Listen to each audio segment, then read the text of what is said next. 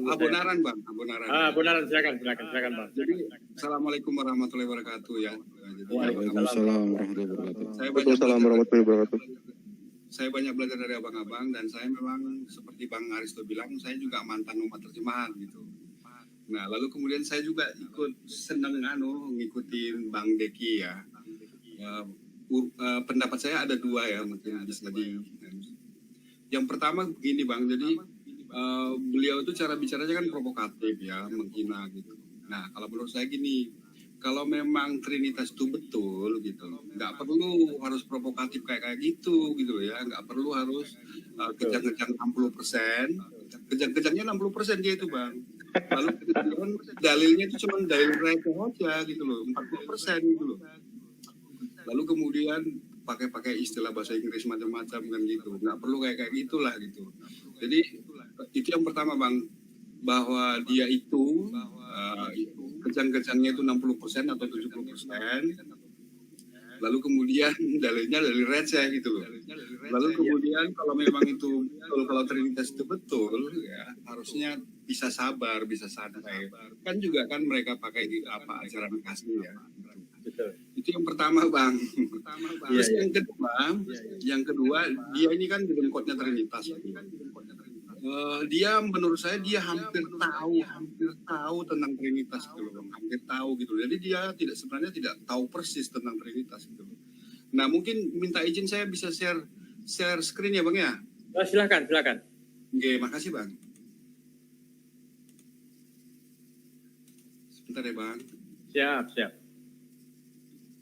Udah kelihatan Bang? Oh, sebentar. Oke, sudah. Nah, saya gedein dulu ya Bang ya, sebentar ya Bang ya. Saya juga baru belajar nih Bang, mohon maaf Bang. Jadi ini mungkin juga catatan kepada saya, lalu kemudian mungkin urut rembuk juga lah kepada teman-teman ini ya, teman-teman apologet yang dari Islam ya gitu. Nah, pertama kan gini Bang, jadi kan harusnya biarkan Bible itu menjelaskan Bible gitu. Lalu kemudian yang kedua, dalil yang kuat, dalil yang tegas, jelas, itu kan harusnya jadi pegangan gitu loh. Jangan dibalik gitu. Mereka kan teman-teman Kristen kan suka membalik. Dalil yang kabur di Yohanes 1:1 itu malah dipakai sebagai pegangan. Untuk apa? Untuk menyalahkan Yesus. Padahal Yesus tuh sudah jelas-jelas bilang bahwa pengutusku adalah satu-satunya God, Allah yang benar. Godku dan Godmu, wahai Pak Deki, Tuhan yang Esa, Tuhan langit dan bumi gitu loh Bang. Jadi mereka berusaha untuk ngambil dalil yang kabur untuk menyalahkan Yesus gitu loh. Mulai dari Yohanes 1:1, lalu kemudian kata Esa gitu loh. Padahal di Bible itu kan udah disebutkan bahwa Tuhannya Yesus tuh tiada tara, tiada serupa, Esa, unik gitu loh. Unik satu-satunya gitu loh, tapi mereka kan kadang-kadang nggak ngerti gitu loh. Oleh karena itu mungkin kadang-kadang kita lebih baik menjelaskan kepada Pak Deki gitu loh, Trinitas yang sebenarnya itu apa sih gitu loh. Karena apa kan saat di sorga kan Bang, saat di sorga kan Yesus tuh bersebelahan dengan Tuhannya Yesus gitu loh Bang, kan dia bersebelahan. Maka kemudian perlu kita lanjut sedikit beberapa slide ya Bang ya. Ya, silakan.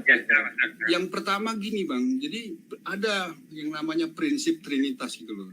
Ini saya dapat dulu waktu saya mualaf dulu ya Bang. Jadi saya juga kan diejek oleh teman-teman Islam dulu.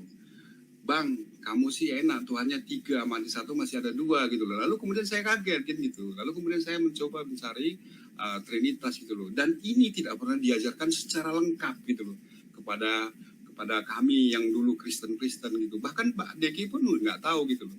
Jadi ini prinsip penting di Trinitas.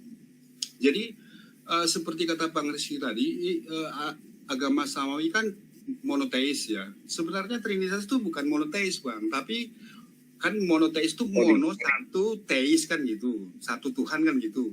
Nah di sana itu sebenarnya mono esensi, 3 teis gitu loh Bang. Mono esensi, 3 teis. Jadi yang satu itu esensinya gitu loh. Bukan Tuhannya yang satu. Tuhannya sih harus 3 gitu loh.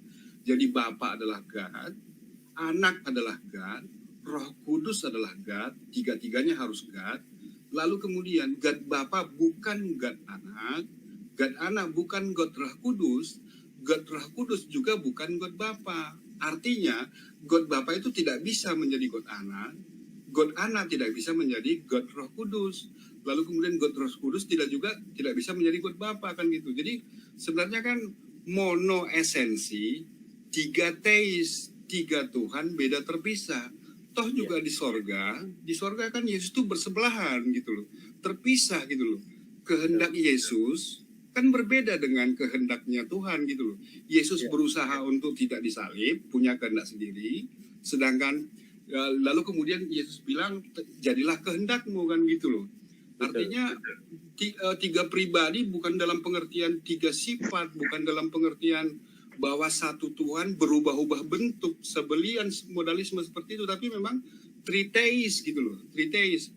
Nah, kadang-kadang saya tanya kepada Bang Deki, tapi kadang-kadang nggak dijawab gitu loh.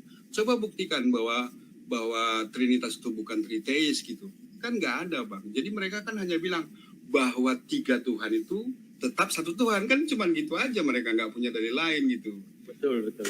Iya. Jadi sebenarnya kan Bang, jadi Trinitas itu bukan mono single teis, tapi mono esensi dari tiga teis gitu loh. Jadi bukan Bang, mono esensi ya dari tiga teis. Jadi memang dia udah dari awal itu udah keluar dari agama samawi. Iya. Jadi kalau istilahnya Bang Paul Zeng itu kan pernah bilang gitu. Neneknya Paul Zeng, neneknya Deki Ngadas, sama neneknya neneknya Muriwali itu adalah tiga nenek-nenek beda terpisah, sama-sama nenek-nenek gitu loh. Betul. Itu pernah nasional. Iya, jadi memang itu tiga nenek yang beda terpisah, tapi sama-sama nenek, esensinya sama, yaitu nenek-nenek gitu loh.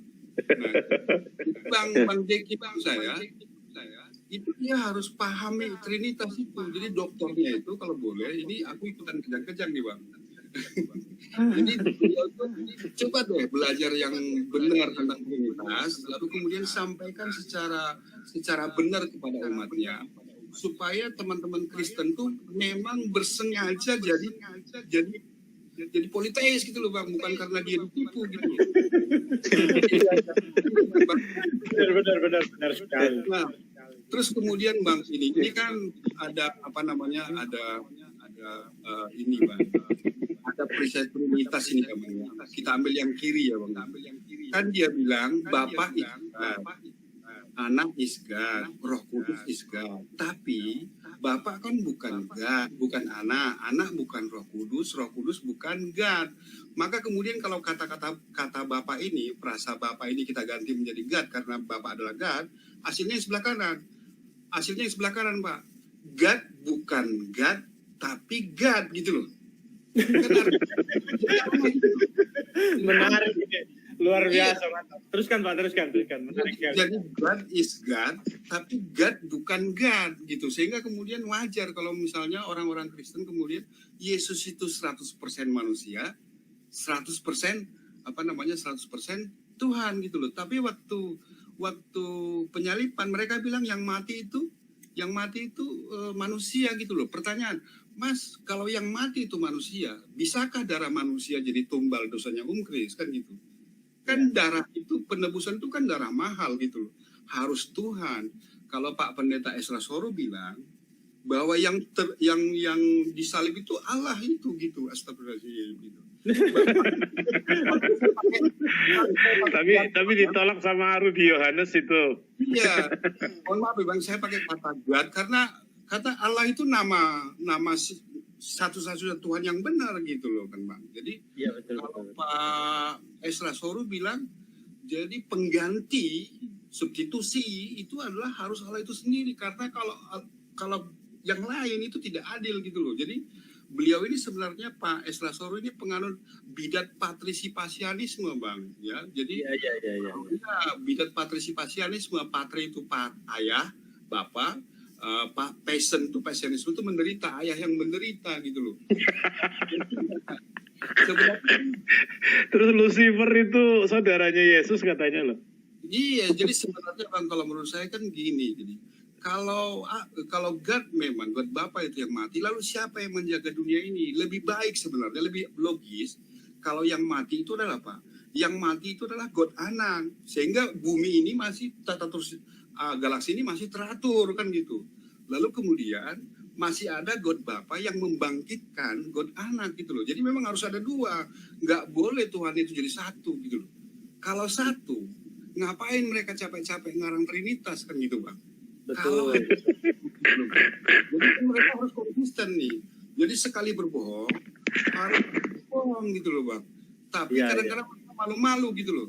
Nah jadi Bang, menurut saya itu kadang-kadang teman-teman seperti Bang Deki ini justru dia tidak tahu Trinitas itu loh. Justru dia tidak tahu Trinitas. Sehingga kemudian tugas kita lah sekarang untuk menjelaskan Trinitas, bahwa Trinitas itu bukan monoteis, tapi monoesensi, satu esensi, tiga Tuhan, beda terpisah, sama-sama Tuhan. Neneknya Paul Zhang, neneknya Deki Ngadas, sama neneknya Muriwali, itu tiga nenek-nenek beda terpisah, sama-sama nenek-nenek. Esa artinya Esa itu, Esa itu bukan lagi artinya satu bagi mereka.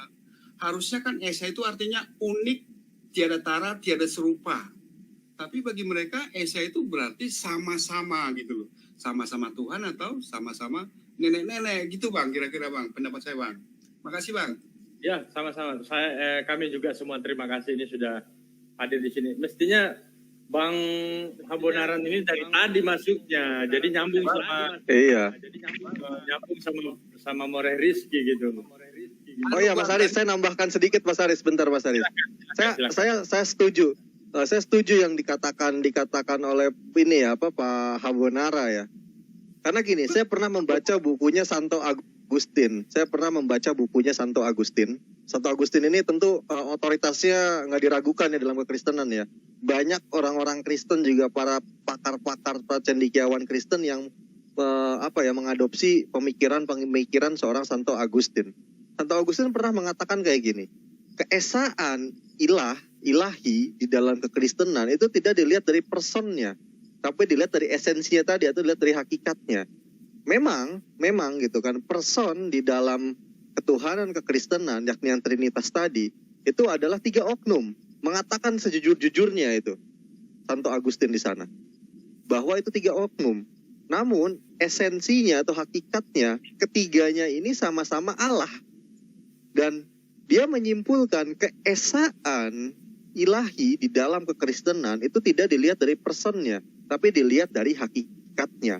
Seperti yang dikatakan tadi oleh Pak Habonara, bahwa neneknya siapa? Paul Zhang ya. Neneknya siapa lagi? Deki. Lalu neneknya Muriwali, iya. Itu 3 nenek-nenek yang terpisah, tapi ketiganya sama-sama nenek-nenek, sama hal seperti yang dijelaskan Santo Agustin. Jadi itu memang sudah benar sebetulnya. Trinitas yang betul seperti itu.